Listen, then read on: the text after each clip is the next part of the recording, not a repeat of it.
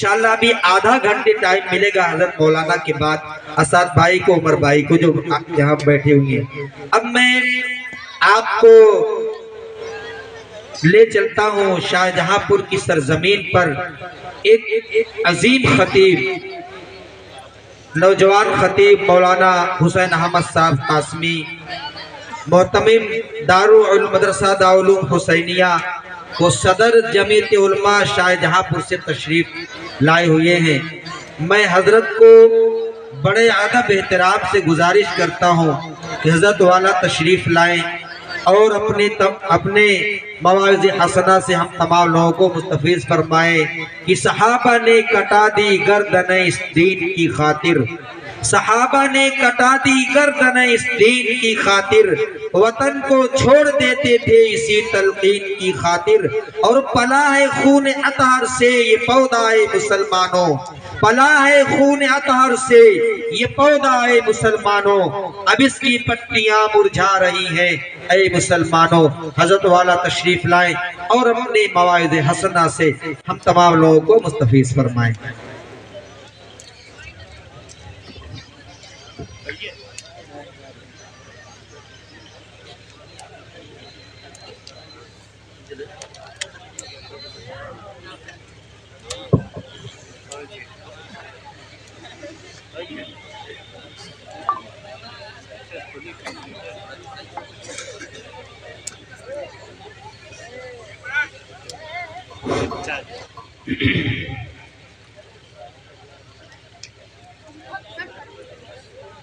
बिस्मिल्लाहिर्रहमानिर्रहीम। अल्हम्दुलिल्लाह नहमदुहु व नस्तईनुहु व नस्तगफिरुहु व नु'मिनु बिही व नतवक्कलु अलैहि व नऊज़ु बिल्लाहि मिन शुरूरि अनफुसिना व मिन सय्यिआति अअमालिना। मन यहदिहिल्लाहु फला मुज़िल्ल लहु व मन युज़लिल्हु फला हादिय लहु। व नशहदु अन्न सय्यदना व हबीबना व शफीअना व सनदना व मौलाना मुहम्मदन अब्दुहु व रसूलुहु। अम्मा बाद, अऊज़ु बिल्लाहि मिनश शैतानिर रजीम। बिस्मिल्लाहिर रहमानिर रहीम। व अम्मा मन खाफ़ मक़ाम रब्बिही व नहन नफ्स अनिल हवा फ़इन्नल जन्नत हियल मअवा। वअन नबी हुरैरा रज़ियल्लाहु तआला अन्हु क़ाल क़ाल रसूलुल्लाह सल्लल्लाहु अलैहि वसल्लम मिन हुस्नि इस्लामिल मर्इ तर्कुहु मा ला यानी औ कमा क़ाल अलैहि सलातु वस्सलाम। अल्लाहुम्मा सल्लि अला सय्यिदिना मुहम्मदिन व अला आलि सय्यिदिना मुहम्मदिन व बारिक व सल्लिम। अल्लाहुम्मा सल्लि अला सय्यिदिना मुहम्मदिन व अला आलि सय्यिदिना मुहम्मदिन व बारिक व सल्लिम। अल्लाहुम्मा सल्लि अला सय्यिदिना मुहम्मदिन व अला आलि सय्यिदिना मुहम्मदिन व बारिक व सल्लिम। मैं नूर के तड़के में जिस वक्त उठा सोकर, मैं नूर के तड़के में जिस वक्त उठा सोकर, अल्लाह की रहमत के दरवाजे खुले पाए। आती थी सदा पैहम जो मांगने वाला हो, हाथ अपने अकीदत से आगे मेरे फैलाए। जो रिज़्क़ का तालिब हो मैं रिज़्क़ उसे दूंगा, जो तालिब जन्नत हो जन्नत की तलब लाए। जिस जिसको गुनाहों की बख्शिश की तमन्ना हो, वो अपने गुनाहों की कसरत से न घबराए। वो माइले तौबा हो मैं माइले बख्शिश हूँ, मैं रहम से बख्शूंगा वो शर्म से पछताए। ये सुन के हुए जारी आंखों से मेरी आंसू, किस्मत है मोहब्बत में रोना जिसे आ जाए। आकाए गदा परवर साइल हूँ तेरे दर पर, आकाए गदा परवर साइल हूँ तेरे दर पर। मैं और तो क्या मांगूं बस तू मुझे मिल जाए। स्टेज पर तशरीफ फरमा हजरात उलमाए किराम, मुअज़्ज़ज़ सामाईन, घरों में पर्दा नशीन प्यारी माँ और बहन, उस्ताद मोहतरम हजरत मौलाना मुफ्ती अब्दुल रहमान साहब नक्शबंदी, उस्ताद मदरसा शाही मुरादाबाद को इस प्रोग्राम में शिरकत करना थी, लेकिन अपनी तबीयत की अलालत की वजह से वो तशरीफ़ नहीं ला सके। इस नाचीज़ को हुक्म दिया यहाँ प्रोग्राम में शिरकत के लिए मैं हाजिर हो गया हूँ। दुआ फरमाएं कि अल्लाह ताला कुछ ऐसी बातें कहलवा दे जो आपके लिए भी कारआमद हो और मेरे लिए भी मुफीद हो। मेरे दोस्तों, अल्लाह रब्बुल इज़्ज़त ने हमको और आपको और सबको इस दुनिया के अंदर पैदा किया और बेशुमार नेमतें हम सबको अता फरमाई। अल्लाह तबारक व तआला ने बेशुमार एहसानात, बेशुमार नेमतें अपने इन तमाम बंदों को अता फरमाई। बल्कि हम गौर करें तो सर के बालों से लेकर के पैर के नाखून तक हम अल्लाह के दिए हुए इनामात में, दिए हुए एहसानात में डूबे हुए। और इतनी नेमतें हैं कि अगर हम गिनना चाहें, शुमार करना चाहें तो गिन नहीं सकते, शुमार नहीं कर सकते। कुरान करीम कहता है वो इन ताउद्दू निअमतल्लाहि ला तुहसूहा, अगर तुम अल्लाह के दिए हुए इनामात को, अल्लाह की दी हुई नेमतों को गिनना चाहो तो गिन नहीं सकते, शुमार करना चाहो तो शुमार नहीं कर सकते। हमारा सरापा वजूद अल्लाह के एहसानात में डूबा हुआ है। जरा हम गौर करें, बल्कि कभी कभार बैठ के गौर किया करें कि अल्लाह ने कितने एहसानात हमारे ऊपर किए हैं, अल्लाह ने कितनी नेमतें हम लोगों पर निशावर कर रखी हैं। सबसे बड़ी दौलत इंसान को अल्लाह ने अक्ल दी।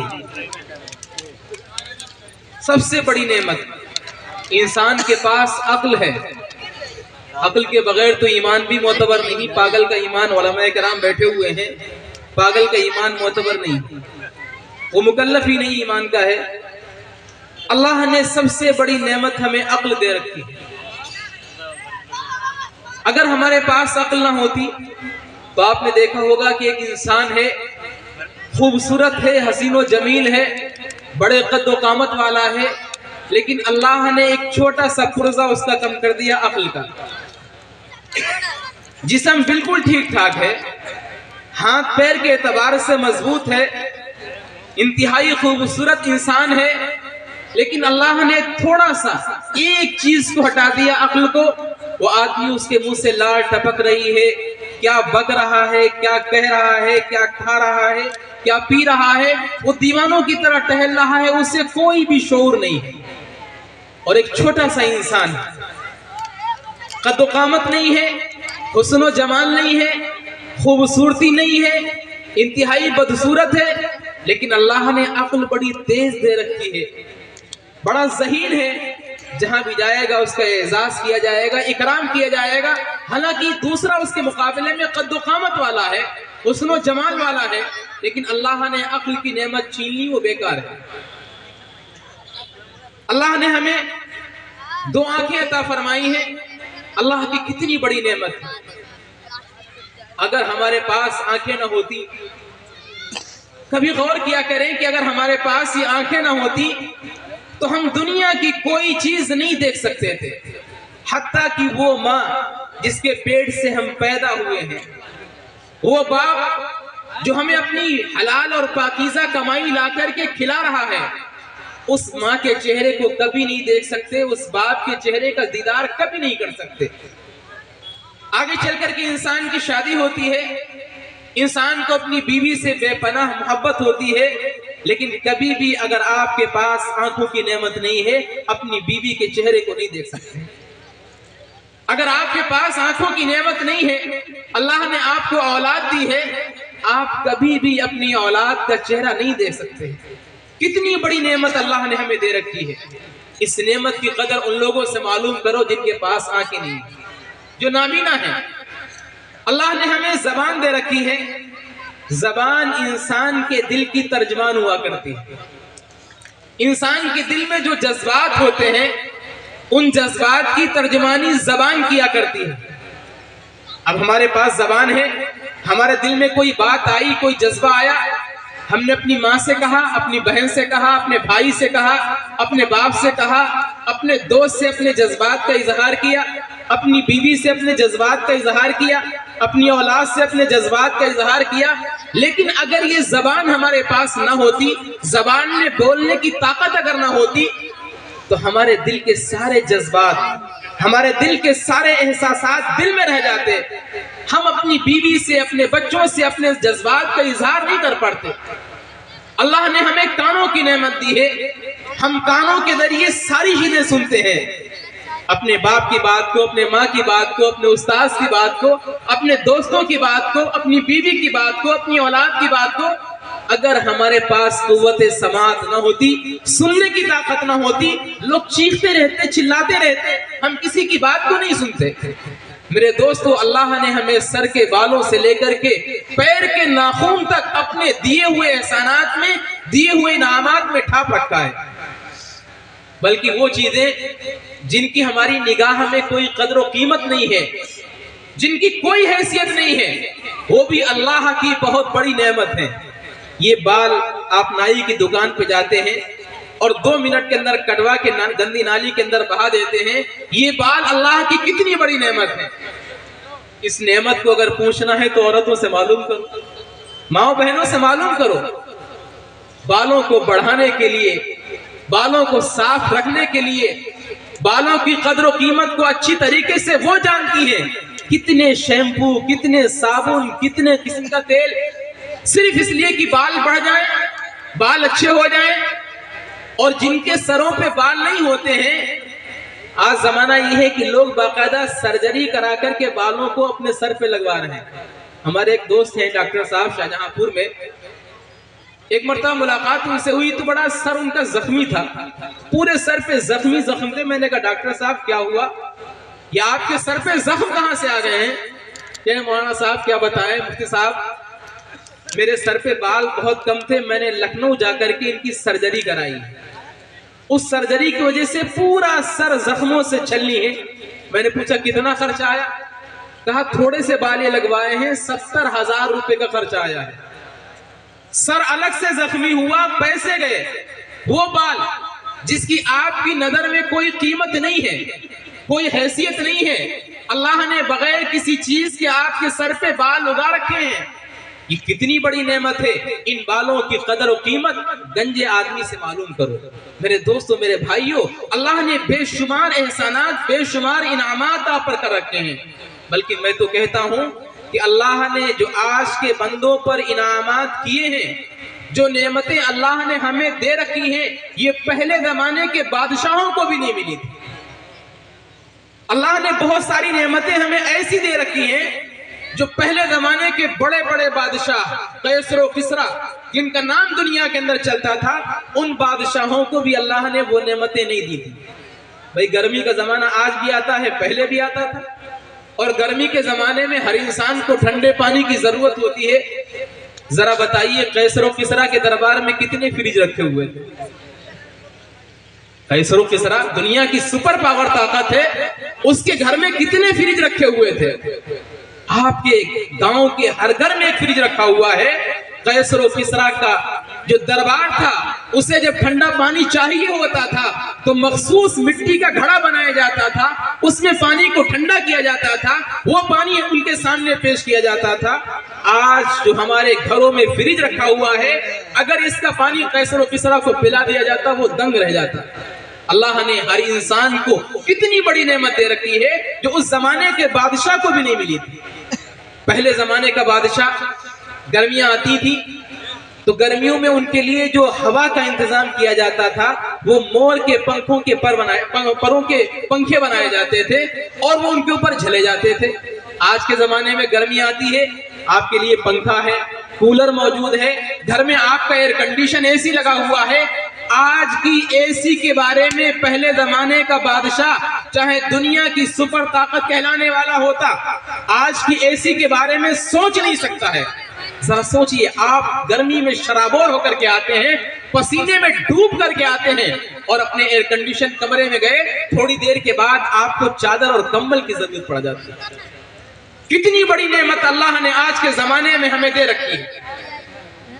पहले जमाने का बादशाह जब उसे सवारी करना होती थी तो उनके पास सबसे तेज रफ्तार सवारी उनका घोड़ा हुआ करता था। आज के जमाने में आपके पास साइकिल है, मोटरसाइकिल है, आपके पास कार है, उससे बढ़कर के बस है, ट्रेन है, और उससे बढ़कर के आपके पास हवाई जहाज है। क्या पहले जमाने का बादशाह हवाई जहाज के बारे में सोच सकता था? अगर उसे दिल्ली से लखनऊ आना है तो 1 महीने का सफर है, अब सिर्फ 1 घंटे का सफर हवाई जहाज के जरिए आप दिल्ली से लखनऊ का तय कर रहे हैं। अल्लाह ने कितनी बड़ी नेमत आपको दे रखी है। पहले जमाने का बादशाह, उससे अगर कोई अपना पैगाम कहीं भिजवाना होता था, कोई खत भिजवाना होता था, तो बाकायदा तौर पर मंजिलें तय की जाती थी कि फला मंजिल तक फला आदमी लेकर के जाएगा तेज रफ्तार घोड़े से, और वहां से दूसरा कासिद मिल जाएगा, वहां से तीसरा कासिद मिल जाएगा। अगर उसे दिल्ली से कोई पैगाम लखनऊ भेजना है तो 1 महीने में पैगाम पहुंचता था। और आज आपने मिलाया नंबर, हेलो, कहां? अमेरिका से। आप यहां पर बैठे हुए हैं, आपने नंबर डायल किया, कहां से बात हो रही है? सऊदी अरब से। आप यहां पर बैठे हुए हैं, नंबर डायल किया, कहां से बात हो रही है? तुर्की से हो रही है। आप यहां पर बैठे हुए, नंबर डायल किया, कहां से बात हो रही है? मिस्र से बात हो रही है। और बात ही नहीं, बल्कि आमने सामने बैठ करके वीडियो कॉल हो रही है। अल्लाह ने कितनी बड़ी नेमत आपको दे रखी है जो पहले जमाने के बादशाह को भी नहीं मिली थी। लेकिन मेरे दोस्तों, मेरे अजीजों, अल्लाह ने जितनी नेमतों की भरमार कर रखी है, आज जितनी नेमतें हमें दे रखी हैं, उतने ही बड़े हम नाशुक्रे भी बनते जा रहे हैं। पहले इंसानों के पास ज्यादा नेमतें नहीं थी, 2 वक्त खाना मुश्किल से हुआ करता था, घरों में फाके हुआ करते थे, फाके के अंदर औलादें तड़पा करती थी, रोया करती थी, कई दिन फाके से गुजर जाया करते थे। आज तो हम खाली फाके का नाम सुनते हैं कि अल्लाह के नबी ने भी फाका किया था, सुनते हैं कि हजरत हसन हुसैन के घर में फाका हुआ करता था, सुनते हैं कि सहाबे कराम फाके से जिंदगी गुजारते थे। लेकिन फाका कौन सी मुसीबत है हम नहीं जानते हैं, इसलिए कि जिंदगी में कभी फाका आया ही नहीं, जिंदगी में कभी फाका आया ही नहीं है। अल्लाह भरपेट नाश्ता दे रहा है, अल्लाह भरपेट दोपहर का खाना दे रहा है, अल्लाह भरपेट शाम का खाना दे रहा है। हमारे घरों में अनाज और गल्ले बड़ी तादाद के अंदर मौजूद हैं। लेकिन याद रखो मेरे दोस्तों, वो फाका मस्त थे लेकिन शुक्रगुजार थे, अल्लाह की नाफरमानियों से दूर थे। आप भरपेट हैं, आपके पास सब कुछ मौजूद है, लेकिन आपकी जबान पर शुक्र नहीं है, आप अल्लाह की नाफरमानियों से दूर नहीं है। याद रखो मेरे दोस्तों, ये सारी नेमतें, सारे एहसानात अल्लाह ने किए हैं, वरना आपके पास तो कुछ भी नहीं था। जब आप दुनिया में आए थे आपके पास कुछ नहीं था, न जबान में बोलने की ताकत थी, न आंखों में देखने की सलाहियत थी, न हाथों में पकड़ने की कुव्वत थी, न पैरों में चलने की ताकत थी। आप तो दुनिया में आए थे, नंगे बदन आए थे, आपके पास कपड़ा भी नहीं था, रहने के लिए मकान भी नहीं था। ये सारी नेमतें अल्लाह ने दे रखी हैं, लेकिन फिर भी उसी अल्लाह की नाफरमानी हो रही है।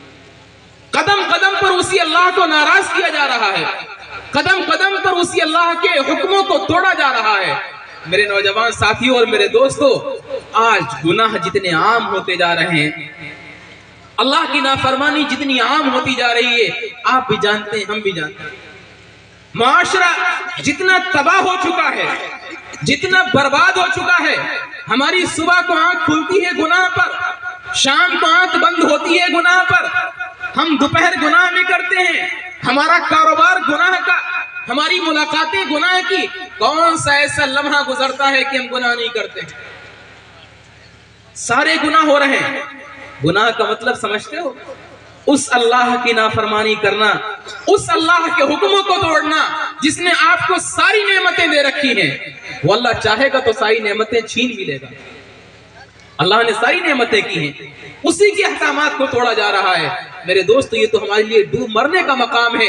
जो हमारा मोहसिन है, जिसने इनामात किए हैं, जिसने एहसानात किए हैं, कदम कदम पर उसी को नाराज किया जाए। एक बादशाह गुजरा है महमूद, उसका एक गुलाम था अयाज।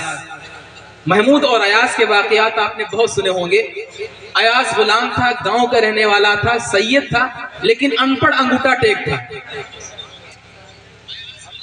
महमूद अयाज से इतनी मोहब्बत करता था कि अयाज अगर कोई दरबार में बात कहता, कोई मशवरा देता, तो महमूद उस बात को मानता था।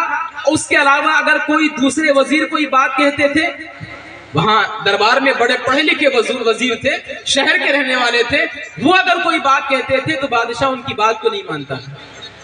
अब सारे वजीरों को हसद पैदा हो गया कि अयाज गांव का रहने वाला है, अनपढ़ है, जाहिल है, अभी चंद दिनों से बादशाह के आया है, लेकिन बादशाह की सूरत हाल ये है कि अयाज कोई बात कहता है तो बादशाह फौरन लब्बैक कहता है। और हम लोग एक जमाने से बादशाह के यहाँ बादशाह की खिदमत कर रहे हैं, हम पढ़े लिखे हैं, शहर के रहने वाले हैं, लेकिन बादशाह हमारी बात को सुनता ही नहीं अयाज के सामने। अब वजीरों के दिल में हसद पैदा हो गया। और मेरे दोस्तों, ये इंसान की फितरत है, अपने सामने अगर किसी को बढ़ता हुआ देखता है, तरक्की करते हुए देखता है, तो इंसान के दिल में हसद पैदा हो जाता है, आदमी के दिल में हसद पैदा हो जाता है। हालांकि मैं अर्ज करूं, हसद इतना खतरनाक गुनाह है, इतना खतरनाक गुनाह है कि शायद किसी गुनाह के बारे में ऐसी वईद नहीं आई होगी। अल्लाह के प्यारे हबीब, हम सब के आका अहमद मुश्तबा मोहम्मद मुस्तफ़ा सल्लल्लाहु अलैहि वसल्लम ने बड़े सख्त अल्फाज में फरमाया है, इन्नल हसद याकुलुल हसनात कमा ताकुलुन नारु अल हतब। हसद इंसान की नेकियों को ऐसे जला देता है जैसे आग लकड़ी को जला देती है। इंसान नेकियां कर रहा है, नमाजें पढ़ रहा है, रोजे रख रहा है, तिलावत कर रहा है, जिक्र अस्कार कर रहा है, तस्बीहात पढ़ रहा है, लेकिन दिल में अगर कीना है, दिल में अगर हसद है, याद रखो मेरे दोस्तों, ये सारी नमाजें बेकार हैं। ये सारी नमाजें अल्लाह के यहाँ आपके मुंह पे मार दी जाएंगी। ये रोजे बेकार हैं, ये हज और ज़कात आपका बेकार है, इसलिए कि सारी नेकियां जल करके खाक होती जा रही है। वो चाहता है कि मैं सामने वाले इंसान को जलील कर दूं, रुसवा कर दूं।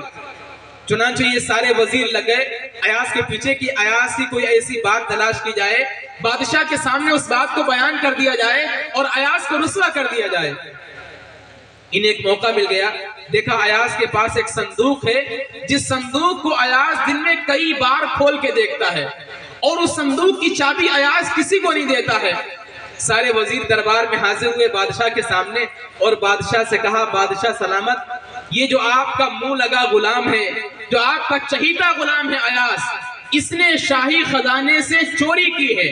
शाही खजाने से हीरे और जवाहरात चुरा करके अपने संदूक में रखे हुए हैं। बादशाह ने कहा, कोई दलील है? कहा दलील है, इसके पास एक संदूक है, उस संदूक को दिन में 2-4 बार खोल के देखता है और उस संदूक की चाबी किसी को नहीं देता है।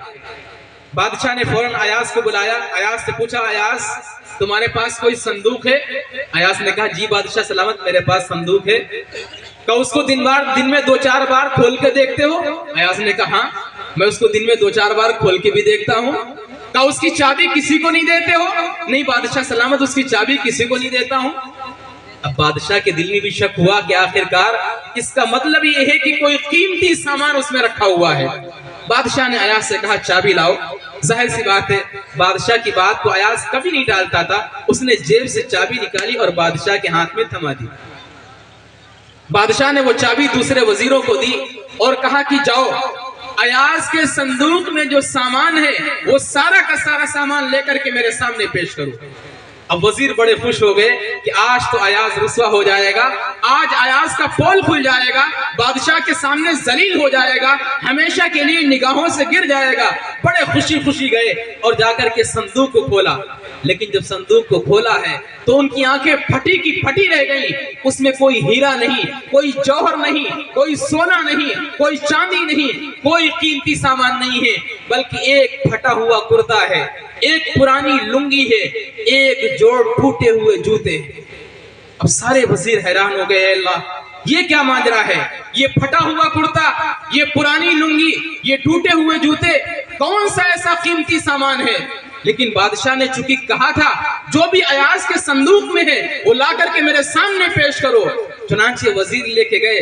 बादशाह ने देखा तो बादशाह को भी हंसी आ गई और बादशाह ने कहा, अयाज ये कौन सा ऐसा कीमती सामान है जिसको तुमने हिफाजत के साथ संदूक में रखा हुआ है और दिन में 2-4 बार खोल के देख रहे हो और इसकी चाबी किसी को नहीं दे रहे हो? मेरे दोस्तों, अयाज ने जो जवाब दिया है वो जवाब आपको सुनाना है।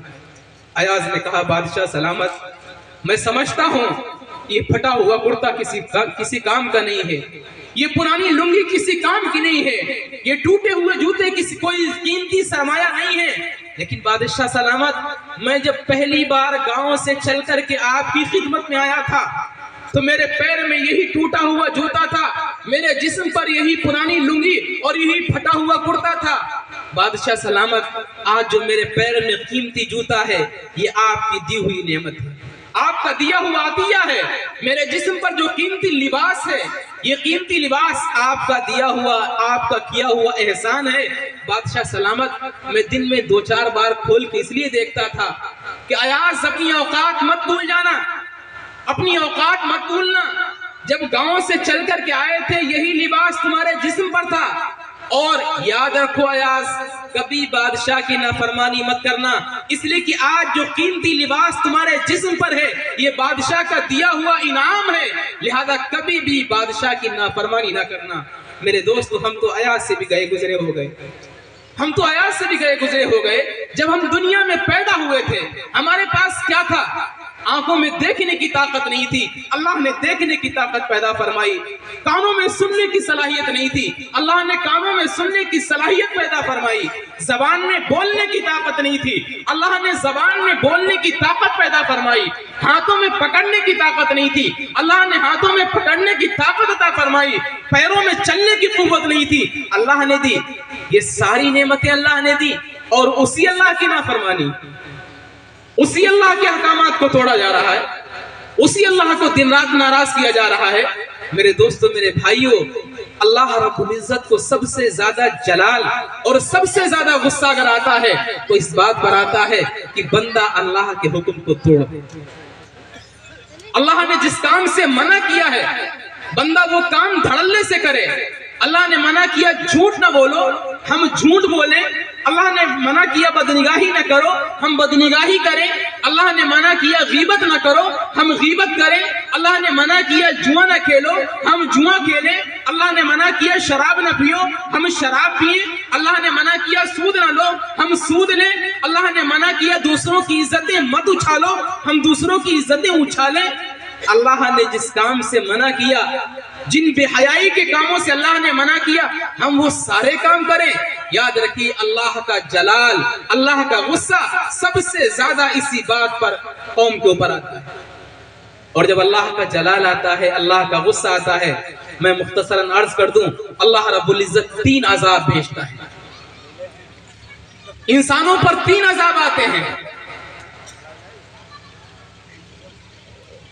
सबसे पहला अजाब ये आता है इंसान के जाहिर पर, जाहिरी शक्ल सूरत पर। अल्लाह जाहिरी शक्ल सूरत को तब्दील नहीं करता है। पहले जमाने के अंदर, पहली कौमों के अंदर अगर कोई इंसान गुनाह करके आता था, अल्लाह जाहिरी तौर पर शक्लों को बदल देता था। अगर किसी ने गुनाह किया, अल्लाह ने बंदर बना दिया। किसी ने गुनाह किया, अल्लाह ने खिंजीर बना दिया। किसी ने अल्लाह की नाफरमानी की, अल्लाह ने उसे कुत्ता बना दिया। अल्लाह ने पहली कौमों के अंदर शक्लों को बदला है। लेकिन कुर्बान जाइए, हम सब के आका अहमद मुश्तबा मोहम्मद मुस्तफ़ा सैयदुस सकलैन फातिह बदर हुनैन मदनी करीम सल्लल्लाहु अलैहि वसल्लम पर जब आपने पहली कौमों के हालात सुने कि पहली कौमों ने जब अल्लाह की नाफरमानियां की हैं, अल्लाह के हुक्मों को तोड़ा है, तो अल्लाह ने खिंजीर और बंदर बनाया है। अल्लाह के नबी ने हाथ उठा के दुआ फरमाई, ऐ अल्लाह, ऐ मेरे खुदावंद कुद्दूस आका, यकीनन हमारी उम्मत भी गुनाह करेगी, हमारी उम्मत से भी गुनाह सरवत होंगे, लेकिन ऐ अल्लाह ऐसा मत करना मेरी उम्मत गुनाह करके आए और उसकी पेशानी पर लिख दिया जाए कि फला गुनाह करके आया है। मेरी उम्मत गुनाह करके आए, उसकी चौखट पर लिख दिया जाए कि फला गुनाह करके आया है। मेरी उम्मत गुनाह करके आए, आप कहीं खिंजीर बना दे, कहीं कुत्ता बना दे। अल्लाह ऐसा मत करना, वरना मेरी उम्मत की रुसवाई हो जाएगी। अल्लाह ने दुआ कबूल फरमाई। यकीनन हम गुनाह करते हैं, लेकिन अल्लाह जाहिर में हमारी सूरतों को मस्क नहीं कर रहा है। अल्लाह हमें खिंजीर और बंदर नहीं बना रहा है। लेकिन याद रखो मेरे दोस्तों, अल्लाह जाहिरी तौर पर हमारी शक्लों को बदलता जरूर है। हमारी शक्लों पर जाहिर में असर जरूर पड़ता है। जरा सोचिए, एक बच्चा बचपन के अंदर बड़ा खूबसूरत होता है, हसीनो जमील होता है। जब चढ़ती हुई जवानी होती है, बच्चा मासूम होता है, चढ़ती हुई जवानी होती है, खूबसूरती होती है। लेकिन जैसे ही उम्र ढलना शुरू होती है, हमारे चेहरों पर झुर्रियां पड़ना शुरू हो जाती हैं, हमारे चेहरे बदशक्ल होना शुरू हो जाते हैं, और बुढ़ापा आते आते आते हमारी शक्लें ऐसी हो जाती हैं, हम कभी आईने में देखते हैं और सोचते हैं कि हम बचपन में कैसे थे, चढ़ती जवानी कैसी थी, लेकिन आज हम क्या हो गए हैं। याद रखो मेरे दोस्तों, ये सबसे पहले हमारे गुनाहों का असर हमारे चेहरों पर पड़ता है। बुढ़ापा अल्लाह वालों पर भी आता है, जो अल्लाह के नेक बंदे होते हैं उन पे भी बुढ़ापा आता है। लेकिन जरा देखिए, उनके चेहरे नूर से मुनव्वर होते हैं, उनके चेहरे चमकते और दमकते हैं। एक हम लोग हैं, उम्र ढलते ही हमारे चेहरों पर नहुसत आना शुरू हो जाती है। ये हमारे गुनाहों का असर होता है। मुझे एक वाकया याद आया। एक मर्तबा एक बादशाह ने ऐलान किया कि मुझे 2 तस्वीरें बनवाना है, एक फरिश्ते की तस्वीर बनवाना है और एक शैतान की तस्वीर बनाना है, और ये दोनों तस्वीरें हमारे यहाँ रिकॉर्ड में रखी जाएंगी ताकि आगे आने वाले लोग देख सकें कि हमने कोई काम अंजाम दिया है। चुनांचे उस मुल्क के सबसे बड़े मुसव्विर को, तस्वीर बनाने वाले को बुलाया गया और उससे कहा कि तुम्हें 2 तस्वीरें तैयार करना है, एक फरिश्ते की तस्वीर बनाना है और एक शैतान की तस्वीर बनाना है। और जाहिर सी बात है, कोई भी मुसव्विर तस्वीर जब बनाएगा जब उसका कोई नमूना मौजूद हो। फरिश्ते को किसी ने नहीं देखा, शैतान को किसी ने नहीं देखा, लिहाजा कोई ऐसा नमूना होना चाहिए जिसकी तस्वीर को देख करके लगे कि वाकई ये फरिश्ते की तस्वीर है, और शैतान की तस्वीर के लिए कोई ऐसा नमूना होना चाहिए कि उसकी तस्वीर को देख करके ये लगे कि वाकई शैतान की तस्वीर है। लेकिन चूंकि बादशाह का हुक्म था, इसलिए मुसव्विर ने किसी ऐसे 2 बंदों को तलाश करना शुरू किया। एक ऐसा बंदा जिसकी शक्ल इंतहाई खूबसूरत, हसीन और जमील हो, देखने में लगे कि वाकई फरिश्ता है, और दूसरा ऐसा बंदा जिसकी शक्ल इंतहाई खराब और भयानक हो ताकि देखने में महसूस लगे हो कि वाकई शैतान की तस्वीर है। उसने तलाश करना शुरू किया। शहर में एक जगह पर देखा कि एक बच्चा है, 10-11 साल का बच्चा है, निहायत ही खूबसूरत, भोला भाला, उसके चेहरे से शराफत टपक रही है। उसने सोचा कि अगर ये बच्चा और इसके माँ बाप अगर तैयार हो जाते हैं और ये तस्वीर में बना करके बादशाह के सामने पेश करूंगा तो यकीनन लोग मेरी पजीराई करेंगे कि वाकई एक फरिश्ते की तस्वीर बनाई है। बच्चे के माँ बाप से बात की कि मुझे फरिश्ते की तस्वीर बनाना है, नमूने के तौर पर ये चाहिए, इसके बदले में तुम्हें इतना इतना पैसा देंगे। माँ बाप तैयार हो गए, बच्चा भी तैयार हो गया। उस शख्स ने उस बच्चे को सामने रख करके एक तस्वीर तैयार की, और तस्वीर इतनी हसीन और जमील तैयार की, इतनी खूबसूरत तैयार की, जिस शख्स ने उस तस्वीर को देखा तो कहा वाकई ये फरिश्ते की तस्वीर है। बादशाह को तस्वीर बड़ी पसंद आई। बादशाह ने कहा ठीक है, एक चीज तो तैयार हो गई, काम आधा मुकम्मल हो गया, लेकिन आधा बाकी है, अभी शैतान की तस्वीर बनना बाकी है। लिहाजा कोई ऐसा बंदा तलाश करो जिसको देख करके तुम शैतान की तस्वीर बना सको। मुसव्विर तलाश करता रहा। 40 साल का जमाना गुजर गया। 40 साल उसको तलाश करते करते हो गए। उससे कोई ऐसा बंदा नहीं मिल रहा था जिसकी शक्ल इंतहाई भयानक और खतरनाक हो, उसकी तस्वीर को बना करके शैतान की तस्वीर बनाई जाए। बादशाह ने बुलाया कि मियाँ, मेरी जिंदगी का आखिरी वक्त चल रहा है, मैं चाहता हूं कि दोनों काम मेरे वक्त में मुकम्मल हो जाएं, लिहाजा तुम जल्दी करो और दूसरी तस्वीर बना करके मेरे सामने पेश करो। मुसव्विर ने अपनी तलाश को तेज किया तो देखा शहर के कूड़ेदान के पास में, जहां शहर का कचरा पड़ता है, वहां पर एक आदमी बैठा हुआ है। उसके भयानक चेहरा है, बिखरे हुए बाल हैं, घनी दाढ़ी है, ऐसा लगता है कि हालात को बहुत मारा हुआ है, बहुत परेशान है। उसकी शक्ल को देख करके लग रहा है कि वाकई अगर इसकी तस्वीर को शैतान के तौर पर पेश किया जाए तो लोग कहेंगे कि वाकई ये शैतान की तस्वीर है। उस आदमी से बात की कि भाई मुझे शैतान की तस्वीर बनाना है और नमूने के तौर पर आपकी तस्वीर चाहिए है, इसके बदले में मैं तुम्हें इतना पैसा दूंगा। वो आदमी तैयार हो गया, हालात का मारा हुआ था, मुसीबत का मारा हुआ था, वो तैयार हो गया, सोचा कुछ पैसा हाथ में लग जाएगा। जब मुसव्विर ने तस्वीर बनाना शुरू की है तो आदमी दहाड़े मार मार के रोने लगा। वो रो रहा है। मुसव्विर ने कहा अल्लाह के बंदे क्या माजरा है, पैसे कम है तो बताओ, मैं पैसे बढ़ा दूंगा। क्या वजह है, इतना क्यों रो रहे हो? मेरे दोस्तों, उस बंदे ने जो जवाब दिया है वो जवाब आपको सुनाना है। उसने कहा, मुसव्विर साहब, पैसे नहीं कम है, उजरत नहीं कम है, लेकिन मामला ये है कि अब से 40 साल पहले जिस बच्चे की तस्वीर को आपने फरिश्ते के तौर पर बनाया था, वो बच्चा कोई और नहीं, मैं ही था। वो बच्चा कोई और नहीं, मैं था। लेकिन मेरे गुनाहों ने, मेरे काले करतूत ने, मेरे सियाह कारनामों ने, मेरे हालात ने मुझे यहाँ तक पहुँचा दिया है कि अगर आज शैतान की तस्वीर बनाने के लिए तुम्हें कोई चेहरा मिला है तो मेरा चेहरा मिला है। मेरे दोस्तों, मेरे भाइयों, ये जो हमारे जवानी ढलने के बाद में जो हमारे चेहरे अजीब से पड़ने लगते हैं, झुर्रियां पड़ने लगती हैं, ये बुढ़ापे का असर तो बाद में है, पहले हमारे गुनाहों का असर।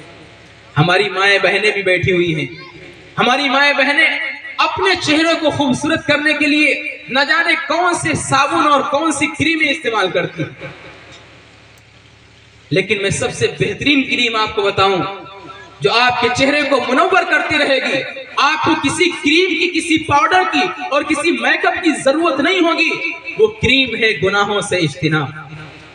अगर गुनाहों से आप बचेंगी तो आपको किसी साबुन की जरूरत नहीं, आपको किसी क्रीम और पाउडर की जरूरत नहीं, आपको किसी मेकअप की जरूरत नहीं। आपके चेहरे से वो हुस्न टपकेगा कि लोग देखने वाले कहेंगे कि वाकई ये हसीन और जमील और इंतहाई खूबसूरत और शरीफ औरत है। मेरी माँ बहनों के जो चेहरे बिगड़ते हैं उसके अंदर भी गुनाहों का असर होता है। तो सबसे पहला असर जो इंसान सबसे पहला अजाब जो अल्लाह का आता है गुनाहों की वजह से, वो हमारे जाहिरी शक्लों पर पड़ता है। और मेरे दोस्तों, दूसरा अजाब जो अल्लाह का गुनाहों की वजह से आता है वो हमारी बातिनी शक्लों को मस्त करता है। यकीनन हम जाहिर में गुनाह करने के बाद खिंजीर नहीं बनाए जा रहे, हम जाहिर में गुनाह करने के बाद बंदर और कुत्ता नहीं बनाए जा रहे हैं। लेकिन याद रखिए, इंसान जब गुनाह करता है अल्लाह जाहिर में शक्ल नहीं बदलता है, लेकिन बातिल में हर एक की शक्ल बदल दी जाती है। इंसान जैसा गुनाह करता है अल्लाह बातिन में वैसी शक्ल बना देता है।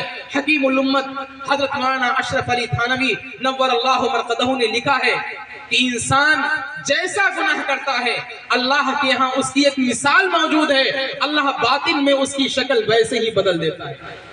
अगर इंसान कोई बेहयाई के काम कर रहा है तो अल्लाह बातिन में शक्ल बदल करके खिंजीर की बना देता है, इसलिए कि खिंजीर में सबसे ज्यादा बेहयाई होती है। सारे जानवरों में सबसे बेहया जानवर खिंजीर होता है, इसलिए कि बालिग होने के बाद सबसे पहला ये अपनी माँ के साथ जिना करता है, अपनी माँ के साथ लवादवती करता है। ये सबसे बेहया जानवर है। जो इंसान दुनिया के अंदर बेहयाई के काम कर रहा है, जिसके अंदर हया फौत हो जाती है, हया खत्म हो जाती है, बज़ाहिर तो वो इंसान नजर आता है, उसके आंख भी है, मुंह भी है, चेहरा भी है, हाथ भी है, पैर भी है, सारी चीजें हैं, लेकिन अल्लाह बातिन में शक्ल के खिंजीर के बना देता है। और जिस इंसान के अंदर धोखेबाजी होती है, लोगों को धोखा देता है, आज ये फन बड़ा आम हो गया है, एक दूसरे को धोखा देना हम लोग अपना कमाल समझते हैं। किसी को धोखा देते कहते हमने उसको बेवकूफ बना दिया, हमने बहाना कर दिया। बाप औलाद कहती है हमने अब्बा से बहाना कर दिया, हमने झूठ का नाम बहाना रखा हुआ है। अगर कोई इंसान मकर करने वाला है, धोखा देने वाला है, लोगों को बेवकूफ बनाने वाला है, तो अल्लाह बातिन में उसकी शक्ल को मस्त करके बंदर की बना देता है, इसलिए कि बंदर के अंदर धोखेबाजी बहुत ज्यादा होती है। अगर कोई इंसान हरीस होता है, लालची होता है, जिसकी तबीयत में लालच होती है, तो अल्लाह बातिन में उसकी शक्ल को कुत्ते की बना देता है, इसलिए कि कुत्ते के अंदर लालच बहुत ज्यादा होती है। अगर कोई इंसान दूसरे को तकलीफ पहुंचा रहा है, अजियत को दे रहा है, ये मर्ज भी हमारे यहाँ आम हो गया है। दूसरों को तकलीफ देना ये हमारे अपने दिल का गोया की वतीरा बन चुका है, हमारी खुशतबई का जरिया बन चुका है। अपने पड़ोसी को सता रहे हैं, भाई को सता रहे हैं, बहन को सता रहे हैं, औलाद को सता रहे हैं, माँ बाप को सता रहे हैं। ये दूसरों को परेशान करना, दूसरों को सताना, मेरे दोस्तों, जो इंसान इसके अंदर मुब्तला होता है अल्लाह उसकी शक्ल को बदल करके सांप और बिच्छू की बना देता है। इसलिए कि सांप और बिच्छू ये इंसानों को हमेशा तकलीफ देने वाले जानवर हैं। तो ये मत समझिए हमारे पास आंखें हैं, हमारे पास जबान है, हमारे पास हाथ और पैर हैं और हम टहल रहे हैं, हम इंसान हैं। कोई जरूरी नहीं। अपने गिरेबान में झांक करके देखिए कि हम किस गुनाह के अंदर मुब्तला हैं। मबादा ऐसा तो नहीं है कि हम गुनाह करते करते अल्लाह ने बातिन में हमारी शक्ल को बदल दिया है और हम खिंजीर और बंदर बन चुके हैं। और ये जो बातिन ने बदली हुई शक्लें हैं ये हमको नजर नहीं आती हैं, लेकिन जो अल्लाह वाले होते हैं उन अल्लाह वालों को ये सारी शक्लें नजर आती हैं। हजरत मौलाना अहमद अली लाहौरी रहमतुल्लाह अलैह एक मरतबा बाजार से गुजर रहे थे, एक मजजूब भी साथ में थे। अल्लाह वाले मजजूब जो अल्लाह की मोहब्बत में डूबे हुए होते हैं। तो मजजूब साहब मौलाना से बोले, मौलाना साहब इंसान कहाँ बसते हैं, इंसान कहाँ रहते हैं? तो मौलाना फरमाते हैं मुझे हंसी आ गई। मैंने कहा मियाँ ये बाजार इंसानों से भरा हुआ है, यहाँ खचाखच इंसान भरे हुए हैं, जिस तरफ निगाह उठाओ इंसानी इंसान है, तुम्हें कोई इंसान नजर नहीं आ रहा है? तो उस मजजूब ने बहुत आंखें निकाल करके मेरी तरफ देखा और अपनी तवज्जो, अपने दिल की तवज्जो मेरे जैसे ही सीने पे डाली है। मौलाना अहमद अली लाहौरी रहमतुल्लाह लिखते हैं, कसम है मुझे पैदा करने वाले की, वो बाजार जो अभी इंसानों से भरा हुआ था, जो खचाखच इंसानों से भरा हुआ था, वहां कोई इंसान नजर नहीं आ रहा। कोई खिंजीर था, कोई कुत्ता था, कोई बंदर था, कोई सांप था, कोई बिच्छू था, सारे के सारे जानवर नजर आ रहे थे, कोई भी इंसान हमें नजर नहीं आ रहा था। दिल्ली के एक बहुत बड़े आलिम गुजरे हैं, हजरत मौलाना अब्दुल अजीज मुहद्दिस देहलवी रहमतुल्लाह अलैह, जो हजरत शाह वलीउल्लाह मुहद्दिस देहलवी रहमतुल्लाह अलैह के फर्जंद हैं। आप दिल्ली में रहा करते थे और जुमे के दिन जुमे की नमाज पढ़ाने के लिए दिल्ली की जाए मस्जिद में आया करते थे। हजरत पूरे हफ्ते बड़े मसरूफ रहते थे, अपनी तसनीफ के अंदर, तदरीस के अंदर, बच्चों को पढ़ाने में लगे रहते थे। पूरे हफ्ते के बाद में आप अपने घर से सिर्फ जुमे को निकलते थे। दिल्ली में आपके चाहने वाले, आपके मुरीदीन बहुत ज्यादा थे। जब आप अपने घर से निकलते थे, आपका घर मेहदियान में था, वहां से जब निकलते थे आप, तो वहां से लेकर के जाए मस्जिद तक दोनों तरफ लोग खड़े होकर के आपके चेहरे की जियारत किया करते थे। इतने बड़े अल्लाह वाले थे, इतना हुस्न और जमाल अल्लाह ने दिया था, इतनी नेकी और शराफत दी थी कि लोग लाइन लगा करके हजरत का दीदार किया करते थे। लेकिन एक जमाना ऐसा आया जब हजरत घर से निकल रहे हैं जुमा पढ़ाने के लिए, तो आप अपने चेहरे पर नकाब डाल के निकल रहे हैं, चेहरे को छुपा के निकल रहे हैं। अब जो आपके चाहने वाले मुरीदीन थे उनको बड़ी तशवीश हुई कि एक हफ्ते के बाद तो हजरत की जियारत का मौका मिलता था। पूरे हफ्ते हम लोग इंतजार करते थे, हफ्ते के बाद में हजरत की जियारत का मौका मिलता था। लेकिन हजरत ने अजीब मामूल बनाया हुआ है कि जब घर से बाहर निकल रहे हैं तो चेहरे पर नकाब डाल के निकल रहे हैं। हजरत का जो खादिम था उससे कहा कि हजरत से कहो ये हमारे ऊपर बड़ा जुल्म ज्यादती हो रहा है, हम लोग बड़े परेशान हैं। हजरत कम से कम जब जुमे के दिन आते हैं तो अपने चेहरे की जियारत करा दिया करें, ये नकाब डाल करके क्यों आप निकल रहे हैं? खादिम चूंकि मुंह लगा था, उसने हजरत से कहा, हजरत ये कौन सा आपने तमाशा रच रखा है, ये क्या आपने तमाशा बना रखा है? आपको मालूम नहीं दिल्ली के लोग आपसे कितनी मोहब्बत करते हैं, पूरे हफ्ते आपके दीदार के लिए तड़पते रहते हैं। एक हफ्ते के बाद में जुमे के दिन दीदार का मौका मिलता है और आपने उन्हें दीदार से महरूम कर दिया, आपने चेहरे पर नकाब डालना शुरू किया।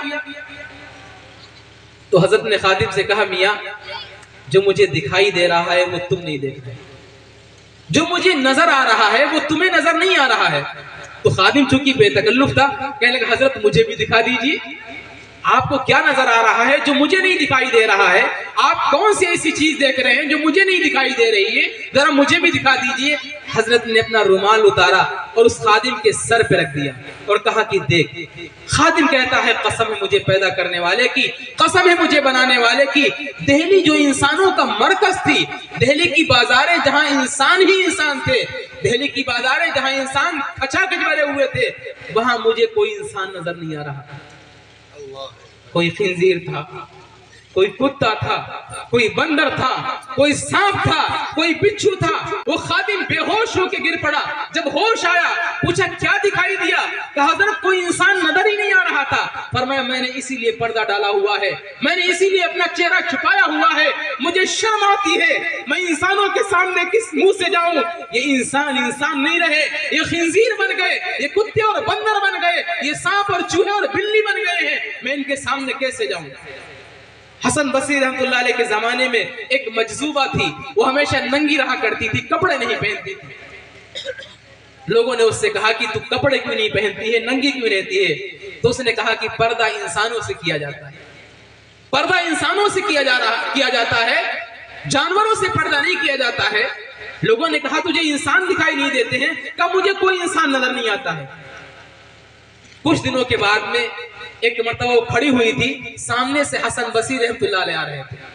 उसने जैसे ही दूर से हसन बसरी को देखा, वो दौड़ती हुई गई और जलते हुए तन्नूर में कूद गई। अल्लाह की नेक बंदी थी, मजजूब थी, अल्लाह की मोहब्बत की आशिक थी, उसको तंदूर ने जलाया नहीं।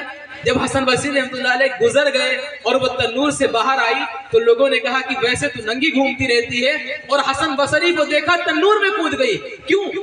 उसने कहा कि बहुत दिनों के बाद एक इंसान नजर आया, बहुत दिनों के बाद एक इंसान दिखाई दिया था, और इंसान से पर्दा करना जरूरी है। मेरे दोस्तों, मेरे भाइयों, हम ये ना समझे कि हमारे हाथ, हमारे पैर, हमारी जबान सारी चीजें हैं, हम बज़ाहिर इंसान नजर आ रहे हैं, लेकिन हकीकत के एतबार से हम इंसान बाकी नहीं रहे, बल्कि हमारे गुनाहों ने हमारी शक्लों को बदल दिया है।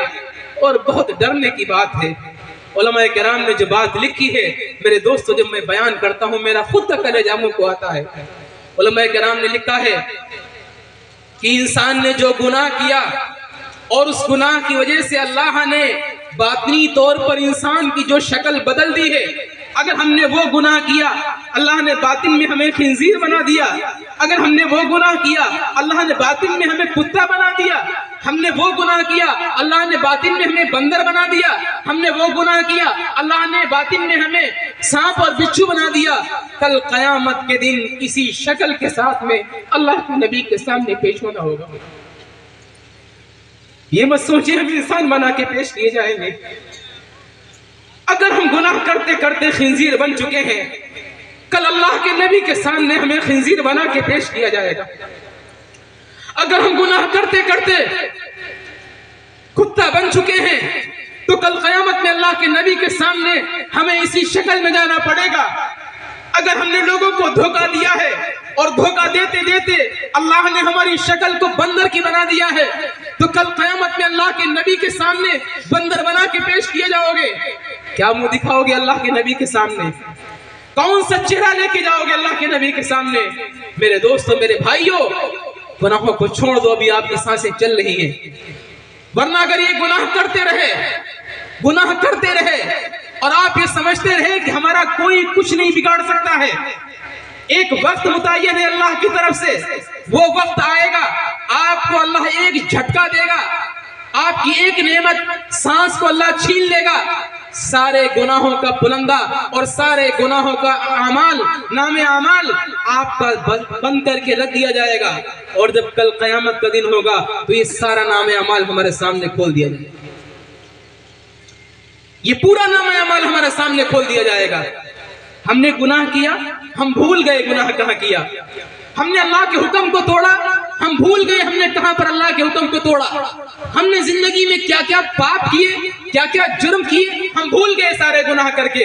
लेकिन याद रखो, अल्लाह के जो फरिश्ते नामे अमाल लिखने पर मुतय्यन है, उन्होंने हमारे एक एक गुनाह को नोट कर रखा है। और जब कल क़यामत का दिन होगा तो अल्लाह रब्बुल इज्जत हमारे हर गुनाह को एक एक गुनाह गिनवा करके अल्लाह गवाह को पेश करेगा, और एक दो गवाह नहीं पेश होंगे। कल जब क़यामत का दिन होगा, अल्लाह की अदालत कायम होगी, मैदान महशर कायम होगा।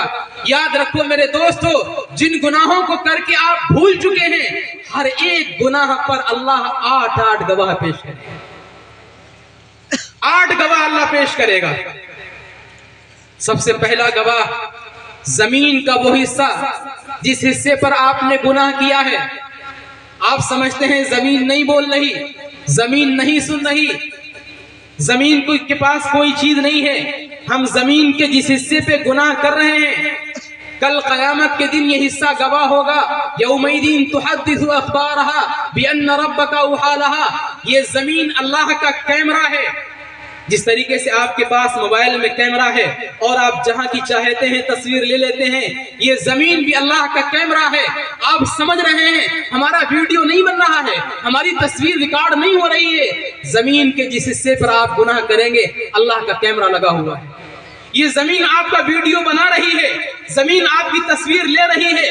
कल क़यामत का दिन होगा, अल्लाह के सामने जमीन आएगी और कहेगी कि अल्लाह, ये जालिम इंसान खड़ा हुआ है, इसने हमारी धरती के ऊपर, हमारी पुष्ट के ऊपर फना फना गुनाह किया था। ए अल्लाह, मैं गवाह हूँ। यौमइदिन तुहद्दिसु अख़बारहा बिअन्न रब्बका औहालहा। जमीन फराफर बोलेगी कि अल्लाह, इसने जुर्म किया था, इसके जुर्म की गवाह मैं हूँ। पहला गवाह। दूसरा गवाह वो वक्त और वो साथ होगी जिस वक्त और साथ में आप गुनाह कर रहे हैं। मिसाल के तौर पर आज जुमरात की रात और आपने रात के 12 बजे गुनाह किया है। ये बाकायदा तौर पर जुमरात की रात और 12 बजे का वक्त ये अल्लाह के सामने आएगा और अल्लाह से कहेगा कि ऐ अल्लाह, फला वक्त था, फला घड़ी थी, इस जालिम ने, इस बंदे ने मेरे सामने गुनाह किया था, मैं इसके गुनाह पर गवाह हूँ। युनादी कुल्लु यौम अना यौमुन जदीद व अना फीमा तामलु फीह शहीद। जो दिन होता है, रात होती है, हम इसकी जबान को नहीं सुनते हैं, लेकिन दिन भी आवाज देता है, रात भी आवाज देती है कि ऐ बंदे, होशियार रहना, मैं दिन हूं, मैं रात हूं, जो गुनाह तू करेगा मैं अल्लाह के सामने ये सारे के सारे गुनाह पेश करूंगा। ये सारे गुनाह पेश किए जाएंगे। दूसरा गवाह अल्लाह के दरबार में वो दिन और वो घड़ी होगी जिस दिन और घड़ी में आपने गुनाह किया है। और तीसरा गवाह इंसान की अपनी जबान होगी। यौम तशहदु अलैहिम अलसिनतुहुम। ये जबान जो आज हमारे हक में बोल रही है, जैसा हम चाहते हैं बोलती है, हम जो चाहते हैं वो कहती है। ये जबान भी अल्लाह के सामने कल क़यामत में गवाह बन के आएगी। आज बहुत आसान है इस जबान के जरिए किसी को गाली दे देना, आज बहुत आसान है इस जबान के जरिए किसी को बुरा भला कह देना, आज बहुत आसान है इस जबान के जरिए किसी को कुछ कह देना। याद रखो मेरे दोस्तों, कल क़यामत में अगर अल्लाह ने ये सवाल कर लिया, मैंने ज़बान दी थी कुरान की तिलावत के लिए, मैंने ज़बान दी थी अपने जिक्र और अज़कार के लिए, लेकिन तुमने ज़बान का गलत इस्तेमाल क्यों किया? याद रखो अल्लाह के सामने जवाब नहीं दे पाओगे, अल्लाह के सामने जवाब नहीं दे पाओगे। हम ये समझते हैं कि अल्लाह ने सवाल कर लिया, क्या हुआ, हम जवाब दे देंगे। मेरे दोस्तों, मेरे भाइयों, अल्लाह का एक सवाल कर लेना बंदे से उसकी तबाही और बर्बादी के लिए काफी नहीं। हजरत शेख अब्दुल कादिर जिलानी रहमतुल्लाह अलैह ने अपनी किताब में बड़ी अजीब बात लिखी है। फरमाया कल क़यामत के दिन हजरत ईसा अलैहिस्सलाम और उनके मानने वाले जो ईसाई हैं, अल्लाह उनको बुलाएंगे और ईसाइयों से कहेंगे कि ईसाइयों, तुमने हमें छोड़ करके ईसा को और उनकी मां मरियम को अपना खुदा क्यों बनाया था? तो ईसाई अल्लाह के सामने झूठ बोलेंगे और कहेंगे कि अल्लाह, हमने आपको नहीं खुदा बनाया था, बल्कि जो आपके पैगंबर हैं ईसा अलैहिस्सलाम, इन्होंने मुझे हुक्म दिया था कि अल्लाह को छोड़ करके मुझे और मेरी माँ को खुदा कहो। अल्लाह ताला जानते हैं कि ये ईसाई झूठ बोल रहे हैं, ईसाई गलत बयानी कर रहे हैं, लेकिन फिर भी अल्लाह हज़रत ईसा अलैहिस्सलाम को बुलाएगा और ईसा अलैहिस्सलाम से सिर्फ एक जुमला कहेगा, अंता क़ुल्ता लिन्नास, ऐ ईसा, क्या तुमने लोगों से कहा था? हज़रत शेख अब्दुल कादिर जिलानी रहमतुल्लाह लिखा है कि जब अल्लाह तबारक व तआला ईसा अलैहिस्सलाम से ये सवाल करेगा कि ऐ ईसा, क्या तुमने कहा था कि मुझे छोड़ करके, यानी अल्लाह को छोड़ करके मुझे और मेरी माँ को खुदा बनाओ, तो लिखा है शेख अब्दुल कादिर जिलानी रहमतुल्लाह ने, ईसा अलैहिस्सलाम इस सवाल की ताब नहीं ला पाएंगे। जैसे ही अल्लाह ये सवाल करेगा तो जिस्म के सारे हिस्से से, जहां पर रोंगटे हैं और जहां से पसीना निकलता है, यहां से खून के फुव्वारे जारी हो जाएंगे। जहां से इंसान के पसीना निकलता है वो सारे रोंगटों से खून के फुव्वारे जारी हो जाएंगे। ईसा अलैहिस्सलाम अल्लाह का पैगंबर है, अल्लाह के पैगंबर हैं और जानते हैं कि ईसाई झूठ बोल रहे हैं, लेकिन अल्लाह के एक सवाल का इतना बड़ा खौफ होगा तबीयत पे कि पूरे जिस्म से खून के फुव्वारे जारी हो जाएंगे। मेरे दोस्तों, हमारी तुम्हारी क्या औकात है? हमारी और आपकी क्या हैसियत है? अगर अल्लाह ने पूछ लिया ये जबान गलत इस्तेमाल इसका क्यों किया था, अल्लाह के सामने जवाब नहीं दे पाओगे। तो तीसरा गवाह अल्लाह के सामने जो पेश होगा वो हमारी अपनी जबान होगी। उसके बाद अल्लाह जबान पर मुहर लगा देगा, जबान पर ताला लगा दिया जाएगा। अल-यौमा नख्तिमु अला अफ़वाहिहिम व तुकल्लिमुना अयदीहिम व तशहदु अर्जुलुहुम बिमा कानू यक्सिबून। अल्लाह जबान पर मुहर लगा देगा। अब इंसान के सारे आज़ा, हाथ बोलेगा, पैर बोलेगा, कान बोलेंगे, नाक बोलेगी, आंख बोलेंगे, इंसान का पूरा उज़्व बोलेगा। हाथ कहेंगे कि अल्लाह ये मुजरिम है, मेरे जरिए फला फला गुनाह किए थे। आंख कहेगी ए अल्लाह ये मुजरिम है, इसने मेरे जरिए फला फला गुनाह किए थे। पैर कहेंगे ए अल्लाह ये मुजरिम है, ये मेरे जरिए चल करके फला जगह तक गुनाह की जगह पर गया था। अब इंसान हैरान हो जाएगा। इंसान कहेगा अपने आज़ा से लिमा शहीदतुम अलैना, अरे तुम तो मेरे हाथ हो, तुम मेरे पैर हो, तुम्हारी लज्जत के लिए, तुम्हारी खातिर मैंने सारे गुनाह किए थे, तुम गवाही मेरे खिलाफ दे रहे हो। तो कहेंगे अल-यौम अंतक़नी अल्लाहु अल्लज़ी अंतक़ कुल्ल शै, आज अल्लाह ने मुझे बोलने का हुक्म दिया है और मैं अल्लाह के सामने तमाम तेरे गुनाहों का चट्टा बट्टा खोल के रख दूंगी।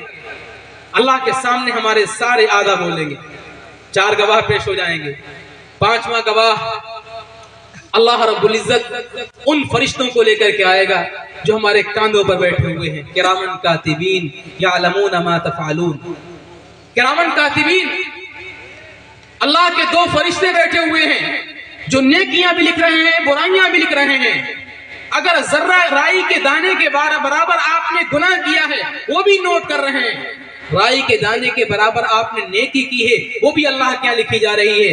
अल्लाह रब्बुल इज्जत फरिश्तों से कहेंगे तुम भी गवाही दो, चुनांचे किरामन कातिबीन भी गवाही देंगे अल्लाह के सामने। 5 गवाह पेश हो जाएंगे। 6ठा गवाह अल्लाह रब्बुल इज्जत इंसान का खुद नामे अमाल पेश करेगा। इंसान का नामे अमाल दिया जाएगा और इस नामे अमाल के अंदर इंसान के सारे गुनाह, जिन गुनाह को करके हम भूल चुके हैं, जिन गुनाहों का तसव्वुर भी हमारे दिमाग से खत्म हो चुका है, सगीरा गुनाह भी होंगे, कबीरा गुनाह भी होंगे। जब इंसान अपना नामे अमाल खोलेगा और देखेगा कि जब से बालिग हुए थे मरते दम तक इसमें सारे गुनाह, सारा रिकॉर्ड लिखा हुआ है, तो इंसान चीख पड़ेगा माली हादल किताब ला युगादिरु सगीरतन वला कबीरतन इल्ला अहसाहा। हाय हमारे इस नामे अमाल को क्या हुआ, इसमें तो सारे सगीरा और कबीरा गुनाह मौजूद हैं। तो 6ठा गवाह इंसान का खुद उसका नामे अमाल होगा। और 7वां गवाह मेरे दोस्तों, मेरे भाइयों, बयान करते हुए बड़ा डर लगता है। कोई और चीज नहीं, कोई फरिश्ता नहीं, कोई किताब नहीं, बल्कि अल्लाह के प्यारे हबीब, हम सब के आका अहमद मुश्तबा मोहम्मद मुस्तफ़ा सल्लल्लाहु अलैहि वसल्लम वजीना बिका अला हाउलाई शहीदा। अल्लाह के वो पैगंबर जो इस उम्मत के लिए तड़पते रहे, इस उम्मत के लिए हमेशा रोते रहे, बिलखते रहे, रो रो के अल्लाह के नबी ने जितनी दुआएं इस उम्मत के लिए मांगी हैं, बल्कि मैं तो कहता हूँ अल्लाह के प्यारे हबीब जितना इस उम्मत के लिए रोए हैं, दुनिया की कोई माँ नहीं है जो इतने आंसू बहा के दिखाए अपनी औलाद के लिए। दुनिया का कोई बाप ऐसा नहीं है जो इतने आंसू गिरा के दिखाए अपनी औलाद के लिए जितने आंसू बहाए हैं अल्लाह के नबी ने अपनी इस उम्मत के लिए। अपनी इस उम्मत के लिए हर वक्त रोने वाले, हर वक्त फिक्र करने वाले। हज्जतुल विदा का मौका है, अल्लाह के नबी अलैहिस्सलातु वस्सलाम अरफात के मैदान में है, अप्रैल का महीना है। जिन लोगों को अल्लाह ने हज पे जाने की तौफीक दी है वो जानते हैं कि अरफात के मैदान में गर्मी कितनी होती है। ऐसा लगता है जैसे आसमान से आग बरस रही है, जमीन शोले उगल रही है। अरफात के स्टेडियल मैदान में अल्लाह के प्यारे हबीब, हम सब के आका अहमद मुश्तबा मोहम्मद मुस्तफ़ा जनाब रसूलुल्लाह सल्लल्लाहु अलैहि वसल्लम ऊँटनी पर सवार हैं, ऊपर कोई साया भी नहीं है, और आपने 6-6.5 घंटे मुसलसल इस उम्मत के लिए दुआएं रो रो के फरमाई। लाओ दुनिया की कोई ऐसी माँ जो ऐसी चलचलाती हुई धूप के अंदर 6-6.5 घंटे अपनी औलाद के लिए रो के दिखाए। लाओ दुनिया का कोई ऐसा बाप जो अपनी औलाद के लिए 6-6.5 घंटे इतनी चलचलाती हुई धूप में रो के दिखाए। अल्लाह के नबी इतना उम्मत से प्यार करने वाले, इतना उम्मत से रोने वाले, लेकिन जब कल क़यामत का दिन होगा मैदान महशर कायम होगा, अल्लाह रब्बुल इज्जत हमारे नामे आमाल को देख रहे होंगे, हिसाब व किताब जारी होगा। तो अल्लाह के नबी, चूंकि अहादीस में आता है कि हम सब के नामे आमाल और हम सब के आमाल अल्लाह के नबी के सामने जुमरात को और पीर को पेश किया जाए। आप ये ना समझे कि हम गुनाह कर रहे हैं और कमली वाले को कोई खबर नहीं है। आप ये ना समझे हम नबी की सुन्नतों का मजाक बना रहे हैं और आका को खबर नहीं हो रही है। हम ये ना समझे कि हम नबी अलैहिस्सलातु वस्सलाम की सुन्नतों को पैरों के जरिए रौंद रहे हैं और आका को इत्तला नहीं हो रही है। याद रखिए मेरे दोस्तों, जब हम नबी की सुन्नत का मजाक उड़ाते हैं और नबी की सुन्नत की धज्जियां उड़ाते हैं, अल्लाह के नबी के सीने पे जाकर के जख्म लगता है, नबी के सीने पे चोट लगती है। एक बहुत बड़े अल्लाह वाले हैं, उन्होंने ख्वाब के अंदर अल्लाह के नबी अलैहिस्सलातु वस्सलाम की जियारत की। क्या देखते हैं कि आपका सारा सीना जख्मों से छल लिए। वो अल्लाह वाले तड़प गए, ऐ प्यारे आका, ऐ मेरे हबीब, मेरे महबूब, ये जख्म आपको कहां से लगे हैं? अल्लाह के नबी ने फरमाया, ये जख्म अबू जहल के नहीं है, ये जख्म अबू लहब के नहीं है। कुफारे मक्का ने जो जख्म पहुंचाए थे दुनिया में पुर हो गए। ये गैरों के जख्म नहीं है, बल्कि ये हमारे अपनों के दिए हुए जख्म हैं। जब मेरा कोई उम्मती मेरी सुन्नत की धज्जियां उड़ाता है, मेरे सुन्नत को पैरों के जरिए रौंदता है, मेरी सुन्नत का मजाक बनाता है, मेरे सीने पे आकर के जख्म लगता है। मेरा जब कोई उम्मती अपने चेहरे से दाढ़ी को मुड़ाता है, वो समझता है कि मेरे चेहरे पर, उसके चेहरे पे अस्तूरा चल रहा है। हकीकत में उसके चेहरे पर अस्तूरा नहीं, बल्कि मेरे सीने पर अस्तूरा चल रहा है। अल्लाह के नबी की अजीम सुन्नत, अल्लाह के नबी की अजीम सुन्नत, दाढ़ी आज हमने खिलौना बना के रख दिया। मैं तो अफसोस के साथ में कहता हूँ, मुसलमानों, कोई तो पहचान छोड़ी होती जिससे आप पहचाने जाते कि आप मुसलमान हैं। मेरा सफर का बहुत इत्तेफाक होता है, बहुत सारे अफराद मिलते हैं, बहुत सारे हजरात मिलते हैं। मैं भी मौलाना साहब मुसलमान हूँ, उन्हें अपना तारुफ कराना पड़ता है। ट्रेन में एक बड़ी तादाद मुसलमानों की होती है, लेकिन पता ही नहीं चलता कौन गैर मुस्लिम है और कौन मुसलमान है। वो आके बतला रहे हैं कि मैं भी मुसलमान हूँ, उन्हें अपना तारुफ करना पड़ता है। अल्लाह के बंदे, कोई एक अलामत तो छोड़ी होती कि आपको अपना तारुफ न करवाना पड़ता कि मैं भी मुसलमान हूँ। और ये अल्लाह के नबी की इतनी अजीम सुन्नत है। अल्लाह के नबी को दिन रात आप तकलीफ पहुंचा रहे हैं। आप सुबह उठते ही अपने चेहरे पे उस तरह चलाते हैं, अपने चेहरे पे कोई दाढ़ी मोड़ करके गंदी नाली के अंदर बहाते हैं, नबी की सुन्नत को पामाल करते हैं। आप समझते हैं कि आका को हम खुश कर रहे हैं? नबी के चेहरे पर, नबी के सीने पर उस तरह चल रहा है। एक बहुत बड़ा शायर गुजरा है, मिर्जा बैदल। एक मर्तबा उसने एक बड़ा प्यारा कलाम कहा, फारसी का शायर था, बड़ी बेहतरीन अल्लाह के नबी की शान में नात पढ़ी।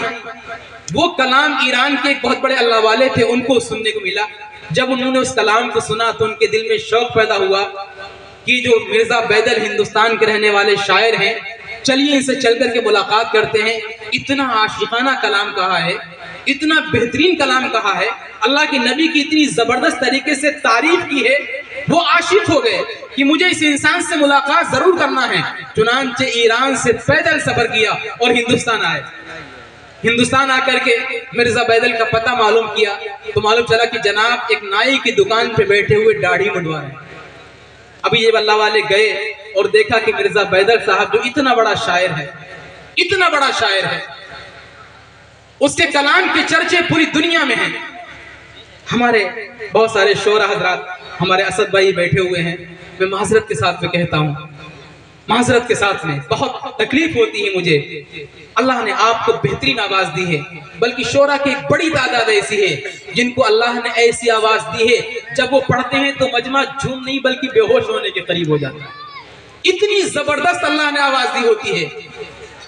नबी के इश्क में लोगों को झुमा देते हैं, ऐसी नात पढ़ते हैं कि लोग नबी के इश्क में, नबी की मोहब्बत में झूम जाते हैं। लेकिन अल्लाह के नबी की इतनी अजीम सुन्नत, इतनी बड़ी सुन्नत उनके चेहरों से गायब होती है। हमारे असद भाई ने अभी हमारे सामने अहद किया है कि इंशाअल्लाह हम दाढ़ी रख लेंगे, मेरा वादा हो चुका है।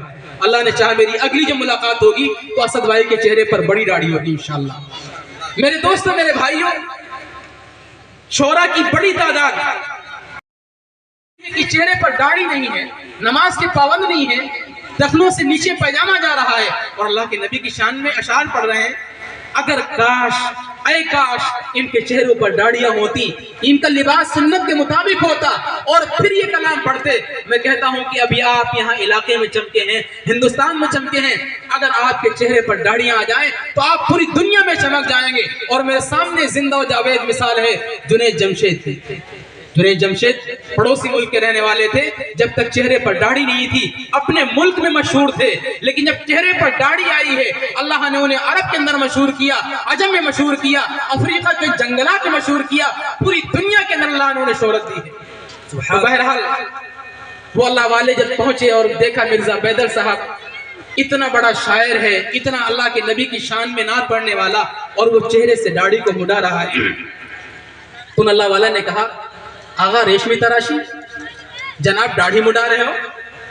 तो शायर, बहुत सारे शायर चूंकि बड़े मुतकब्बिर भी होते हैं अल्लाह, तो उसने बड़े फख्र और बड़े तकब्बुर के अंदाज में कहा, रेशमी तराशम वाले दिल नबी खराशम, मैं दाढ़ी मुड़ा रहा हूं, किसी का दिल नहीं दुखा रहा हूं, किसी के दिल को तकलीफ नहीं पहुंचा रहा हूं। अल्लाह वाले तो अल्लाह वाले होते हैं। उन्होंने फौरन कहा, भले दिली रसूलुल्लाह हमी खराशी, तू ये कह रहा है कि किसके दिल को नहीं तकलीफ पहुंचा रहा हूं, हकीकत ये है कि तू अल्लाह के नबी के दिल को तकलीफ पहुंचा रहा है। तू ये समझ रहा है कि उस तरह तेरे चेहरे पर चल रहा है, हकीकत में चेहरे पर नहीं बल्कि अल्लाह के नबी के सीने पर चल रहा है उस तरह। मिर्जा बैदल भी बहरहाल बड़ा शायर था, उसको फौरन एहसास हुआ, उसने फौरन कहा, जज़ाकल्लाह की चश्मंबाज कर दी, मुराज जान जहां मराज कर दी, आपका बहुत बहुत शुक्रिया। आज के बाद मैं दाढ़ी नहीं कटाऊंगा, सुभान अल्लाह, आज के बाद मैं दाढ़ी नहीं कटाऊंगा। तो मेरे दोस्तों, मेरे नौजवानों, अल्लाह के प्यारे हबीब जनाब रसूलुल्लाह सल्लल्लाहु अलैहि वसल्लम की अजीम सुन्नत को अपने पैरों के जरिए रौंद रहे हैं, नबी को तकलीफ पहुंचा रहे हैं। हम समझते हैं नबी को खबर नहीं हो रही, हमारा एक एक अमल, हमारी नेकी और हमारे गुनाह, हमारी बदी, ये सारी चीजें अल्लाह के नबी के रोजे में पेश की जा रही हैं। हर इंसान के बारे में बताया जा रहा है, ये आपका उम्मती है, फला मुजरिम है, ये आपका उम्मती है, फला जुर्म के अंदर मुर्तकिब है। अल्लाह के नबी को अपने रोजे में तकलीफ पहुंच रही है। हम कैसे आशिक़ रसूल हैं, हम कैसे आशिक़ रसूल हैं।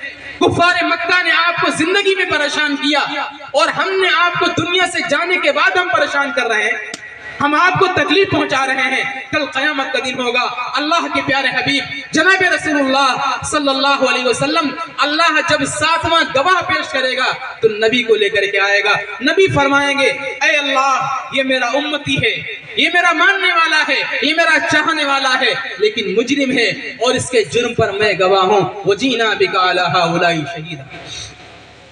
ये 7 गवाह पेश हो जाएंगे। उसके बाद 8वां गवाह, अल्लाह फरमाएगा, मेरे बंदे 7 गवाह पेश हो चुके हैं, मैंने जगह पेश कर दी, वक्त को गवाह बना के पेश कर दिया, तेरी जबान ने इकरार किया, तेरे आज़ा ने इकरार किया, दोनों किरामन कातिबीन फरिश्तों ने बताया, तेरे नामे अमाल में लिखा हुआ है, अल्लाह के नबी ने भी गवाही दे दी, इत्माम हुज्जत हो चुकी है। लेकिन फिर भी बंदे सुन, जब तू तन्हाई के अंदर बैठ करके गुनाह करता था, रात की तारीकी में जब तू गुनाह करता था और तू ये समझता था कि तुझे कोई नहीं देख रहा है, उस वक्त मैं तेरे गुनाह पर गवाह, इसलिए कि मैं तो वो हूँ लाता खुदहू सिनतुन वला नौम, न मुझे नींद आती है न ऊँघ आती है, न हमसे कोई रात का हिस्सा पोशीदा है, न कोई रेत का जर्रा पोशीदा है, न कोई दरख्त का पत्ता पोशीदा है। ऐ मेरे बंदे, जब तूने सर्दियों की रात में अपने कमरे के दरवाजे को बंद कर लिया था और अपने ऊपर लिहाफ को डाल करके कान में एयरफोन लगा लिया था और मोबाइल को चालू किया था, तू समझ रहा था मेरा बाप सो चुका है, मेरी माँ सो चुकी है, मेरा भाई सो चुका है, मेरी बहन सो चुकी है, हमें कोई नहीं देख रहा है। मेरी आंख उस वक्त भी जाग रही थी, मैं तुझे देख रहा था। ऐ मेरे बंदे, मैं तुझे देख रहा था। याद रखो मेरे दोस्तों, हम दुनिया के किसी कोने में चले जाएं, हम दुनिया की लोगों की निगाहों से कितना भी ओझल हो जाएं और जाकर के कितनी भी खुफिया तरीके से गुनाह करना चाहें, लेकिन अल्लाह की जात हमें देख रही होती है। वही महमूद और अयाज जिनका भी वाकया मैंने आपको सुनाया, एक मर्तबा महमूद ने यह चाहा कि जो दूसरे वजीरों के दिल में हसद है इस बात का कि मैं अयाज को बहुत ज्यादा चाहता हूँ, लोगों के सामने बतला दूं कि मैं अयाज को इतना क्यों चाहता हूँ। एक मर्तबा सारे वजीरों को महमूद ने अपने दरबार में जमा किया और जमा करके सारे वजीरों के हाथ में एक एक मुर्गा दिया और कहा कि जाओ इसको ऐसी जगह ज़बा करके लाओ जहां तुम्हें कोई ना देख रहा हो, जहां तुम्हें कोई ना देख रहा हो।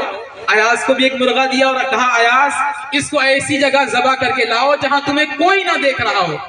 चुनांचे सारे वजीर गए, किसी ने जाकर के अपने घर का दरवाजा बंद किया, जहां उसे कोई नहीं देख रहा था मुर्गे को ज़बा कर दिया।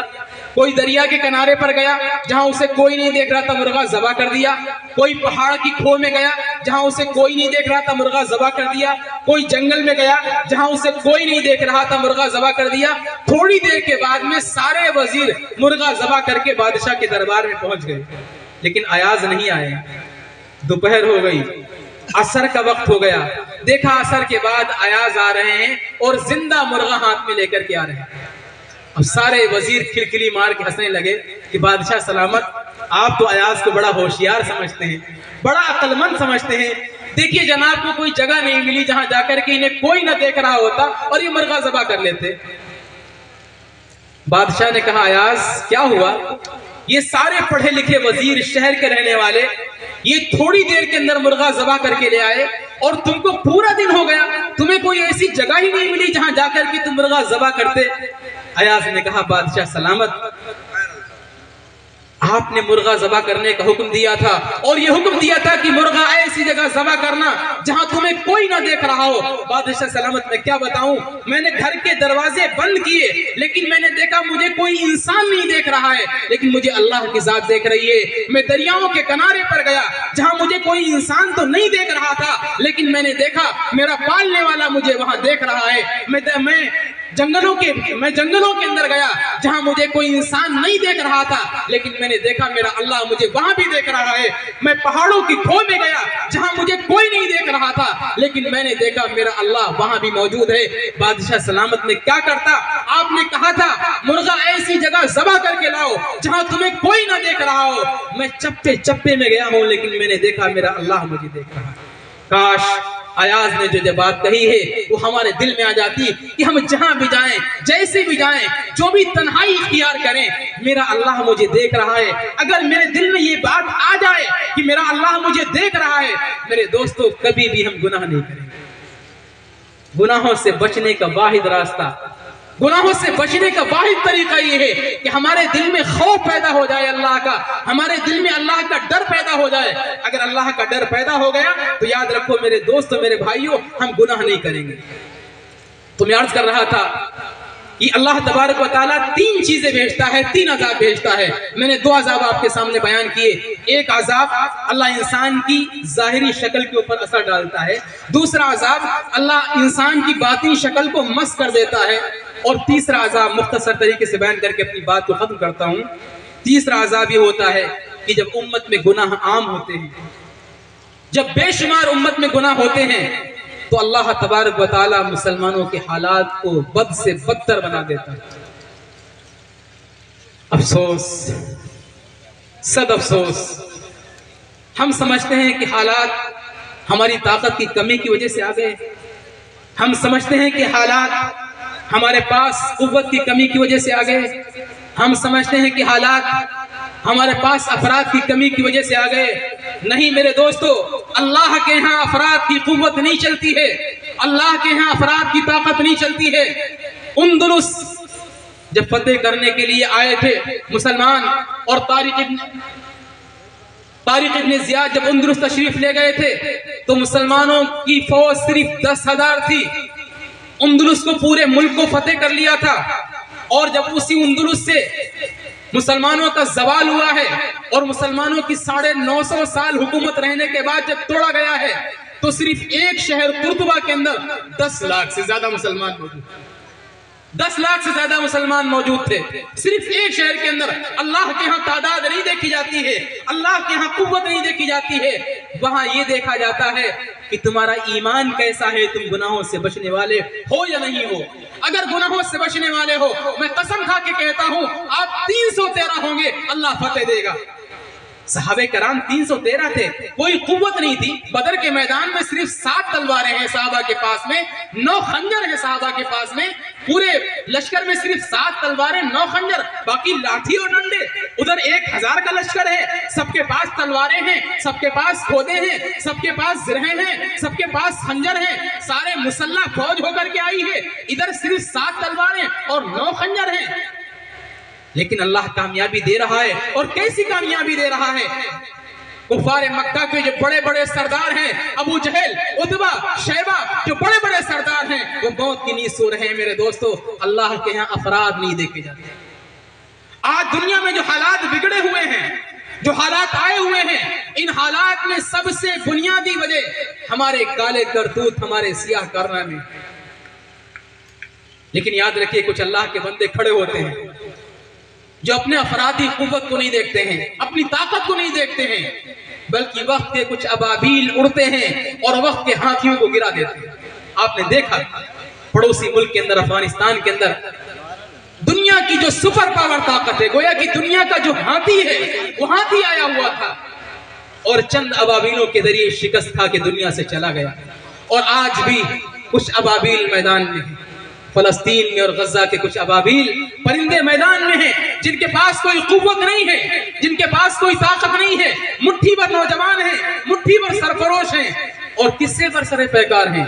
दुनिया के कोने कोने में, दुनिया के चप्पे चप्पे में जिसकी ताकत की आवाजें आ रही थी, इजराइल इजराइल इजराइल, कैसा घुटने टेकने पर मजबूर किया है, कैसा घुटने टेकने पर मजबूर किया है। और इंशाअल्लाह मैं पूरे एतमाद के साथ में कह के जा रहा हूं, फतेह मुसलमानों की होगी। इन मुट्ठी भर मुसलमानों को अल्लाह कामयाब करेगा। दज्जाली मीडिया के चक्कर में मत आइए, दज्जाली मीडिया को मत सुनिए। अल्लाह ने जो कुव्वत और नुसरत के साथ में उनके तरफ मदद के दरवाजे खोल रखे हैं, आपको नहीं मालूम है शायद। उनके देसी चीजें जिनकी कोई हैसियत नहीं है, उधर इजराइल के वो टैंक जिनको बनाने के अंदर $1600 मिलियन खर्च होते हैं, यानी इंडियन अगर रुपए जोड़े जाएं तो तकरीबन 60-70 करोड़ रुपए एक टैंक के अंदर खर्च होते हैं उनके। एक छोटे से मिसाइल के अंदर, छोटे से रॉकेट के जरिए पूरा टैंक तबाह होकर रह जाता है। इजराइल का वजीर खुद इस बात का एतराफ करता है कि लगता है मुझसे मूसा और हारून के रब खफा हो गए हैं, मूसा और हारून के रब मुझसे रूठ गए हैं। ऐसा टैंक जिसकी दुनिया में ताकत की मिसाल दी जाती थी, जो पूरा लोहे का बना हुआ, जिसकी चादरें फौलादी लोहे से बनी हुई, उसको कोई बम नहीं उड़ा सकता था। ऐसा टैंक एक छोटे से मिसाइल के जरिए, छोटे से एक गुब्बारे के जरिए आके फूट जाता है, तहस नहस हो जाता है। अल्लाह रब्बुल इज्जत के यहाँ तादाद नहीं देखी जाती है। ये सरफरोशान इस्लाम है, ये इस्लाम के मुजाहिदीन हैं। इंशाअल्लाह अल्लाह रब्बुल इज्जत इनको कामयाब करेगा इंशाअल्लाह। बस आपकी दुआओं की जरूरत है, लेकिन सबसे पहले अपने अमाल को सुधारने की जरूरत है। याद रखो मेरे दोस्तों, उम्मत के जो इज्तिमाई हालात होते हैं, वही इज्तिमाई हालात जो उम्मत के इज्तिमाई गुनाह होते हैं, उन इज्तिमाई गुनाहों का असर उम्मत के हालात पर पड़ता है। अगर आज की इस मजलिस में हम तय करके उठें कि इंशाअल्लाह जो भी गुनाह हमारे माशरे में हो रहे हैं, और खास तरीके से जो नौजवान इंटरनेट के जरिए गुनाहों के अंदर मुलव्विस हो रहे हैं, जो गुनाहों की आग में जल रहे हैं, इन तमाम लोगों को अपने आप से गुनाहों से बचाना है, तो अल्लाह हालात को बदलेगा। अल्लाह हालात का सिक्का पलट देगा। अल्लाह के यहाँ अपराध नहीं देखे जा रहे हैं, अल्लाह के यहाँ कुव्वत और ताकत नहीं देखी जा रही है। बस आपके हालात बदलना चाहिए, आपके अमाल बदलना चाहिए, अल्लाह हालात को बदल देगा, अल्लाह हालात को बदल देगा। इसलिए नौजवानों, मेरे दोस्तों, मैं सिर्फ इशारा करके जा रहा हूं, बस अर्ज इतना करना है कि अपने आप को गुनाहों से बचा, अपने आप को गुनाहों से बचा लो। हमारा माशरा जो गुनाहों की आग में जल रहा है, खुदारा इस माशरे की आग को बुझा दो। हमारी जो आंख खुल रही है गुनाहों पर, हमारी सुबह गुनाहों पर, हमारी शाम गुनाहों पर, हमारे दिन रात जो गुनाहों पर गुजर रहे हैं, इनसे तौबा कर लो, वरना हालात इससे बदतरीन आने वाले हैं। आप ये मत समझिए फलस्तीन के मुसलमानों पर बीतेगी और खत्म हो जाएगी, मामला निपट जाएगा। अगर आपके अमाल ऐसे ही रहे, आपके करतूत ऐसे ही रहे, आप अल्लाह को नाराज ऐसे ही करते रहे, अल्लाह के सामने अपने गुनाहों से आपने तौबा नहीं की, आपके ऊपर इससे बदतरीन हालात आने वाले हैं। लोग मुंह फैलाए हुए, पंजों को फैलाए हुए बैठे हुए हैं और वक्त का इंतजार कर रहे हैं। आपके ऊपर इतने शदीद हालात आएंगे कि आपके लिए सांस लेना अजाब हो जाएगा। शहर की खुशियां मनाने वालों, शहर के तेवर बता रहे हैं, अभी तो इतनी घुटन पड़ेगी कि सांस लेना अजाब होगा। आप बस समझिए कि हम चैन के साथ में हैं, अमन के साथ में हैं, सुकून के साथ में हैं। अगर अपने अमाल को नहीं बदला तो दोस्तों याद रखना, गाजर मूली की तरह काटेगा।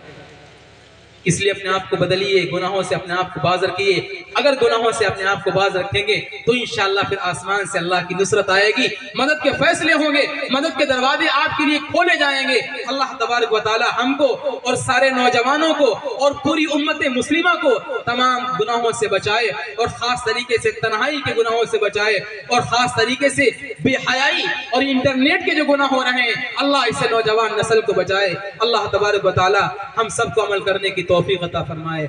व आखिरु दअवाना जज़ाकल्लाह।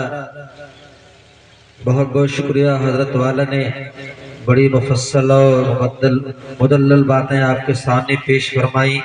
वाकई वक्त के एतबार से जो बातें अपने अर्ज की हैं, अल्लाह पाक हम सबको अमल की तौफीक नसीब फरमाए। कि आदमी का जिस्म क्या है जिस पे शैदा है जहाँ, आदमी का जिस्म क्या है जिस पे शैदा है जहाँ, ईंट मिट्टी की इमारत, ईंट मिट्टी का मकान, खून का गारा बनाया ईंट जिसमें हड्डियां, खून का गारा बनाया ईंट जिसमें हड्डियां, चंद सांसों पर खड़ा है ये ख्याली आसमां, और मौत की पुरजोर आंधी जिस दम आकर टकराएगी, मौत की पुरजोर आंधी जिस दम आकर टकराएगी, ये इमारत